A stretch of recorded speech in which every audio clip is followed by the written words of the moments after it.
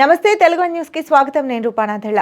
భారత్ పై America టారిఫ్లు విధించక ముందే దిగ్గజ సంస్థ యాపిల్ ముందు జాగ్రత్త పడింది.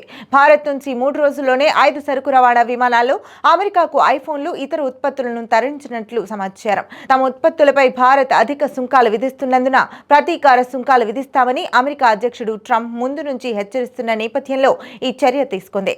భారత్ లో తయారు చేస్తున్న ఐఫోన్లు ఇతర ఉత్పత్తులను అమెరికాకు తీసుకెళ్లినప్పుడు అదనపు సుంకాలు పడితే ఆ మేర ధర పెంచాల్సి వస్తుంది.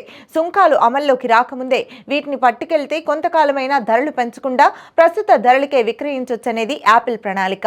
ఇదే విధంగా రత్నాభరణాల రంగం కూడా ముందస్తుగా ఎగుమతులు భారీగా పెంచింది. ఫలితంగా గత ఆర్థిక సంవత్సరంలో మన దేశ సేవలు వస్తువుల ఎగుమతుల బిల్లు సుమారు 6.84 లక్షల కోట్లను మించొచ్చని అంచనా వేస్తున్నారు.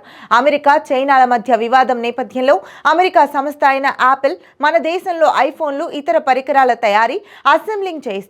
ఇంతకు ముందు మన దేశం నుంచి అమెరికాకు చేసే ఫోన్ల ఎగుమతులపై సుంకాలు ఏమీ లేవు. ఈ నెల 5 నుంచి 10% సుంకం అమల్లోకి వచ్చింది.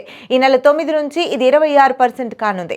ఆ మేరకు ధర పెంచి విక్రయించాల్సి వస్తుంది. చైనా నుంచి ఎగుమతి అయితే పన్ను మరింత ఎక్కువ. ఈ నేపథ్యంలోనే మార్చి చివరిలోనే భారత్ నుంచి యాపిల్ సంస్థ 3 రోజుల్లో 5 విమానాల్లో ఐఫోన్లు ఇతర పరికరాలను ఎగుమతి చేసినట్లు ఒక ఉన్నతాధికారి తెలిపినట్లు టైమ్స్ పత్రిక వెల్లడించింది.